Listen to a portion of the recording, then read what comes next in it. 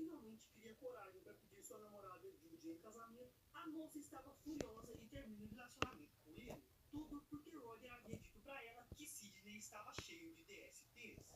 Desesperado e sem entender por que estavam destruindo sua vida, Sidney resolve apelar e contar com